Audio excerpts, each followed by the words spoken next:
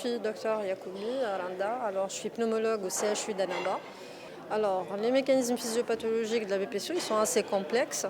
Avant, on était concentré beaucoup plus sur l'aspect inflammatoire de la pathologie qui va engendrer une obstruction, un remodelage au niveau des voies aériennes, c'est-à-dire provoquer une obstruction qui est fixe au niveau des voies aériennes.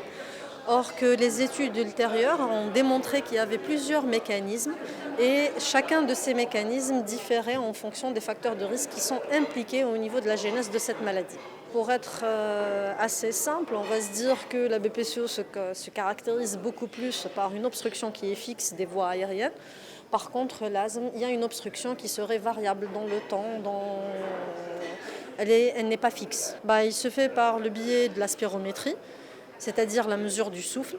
On essaye de mesurer le souffle du patient et dès qu'on a une obstruction bronchique, on essaye de faire un test pour voir s'il y a une réversibilité ou non. La BPCO, alors ils sont multiples. Avant, on incriminait uniquement le tabac, mais maintenant, ces dernières années, on sait très bien qu'il y a plusieurs facteurs.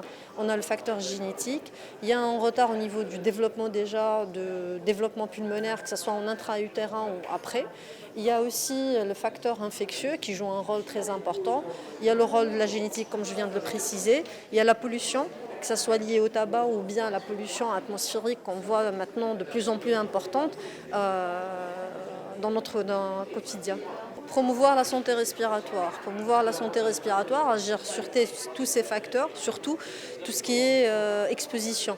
Alors en premier lieu, on va se dire maintenant il faut faire une action qui est assez importante sur le tabac pour lutter pour la cessation du tabagisme et tout, parce qu'il garde quand même une part assez importante dans la genèse de cette pathologie. 50% des cas sont dus au tabagisme.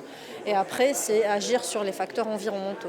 Je crois qu'elle a été bénéfique parce que chacun des intervenants a apporté un plus par rapport aux connaissances actuelles.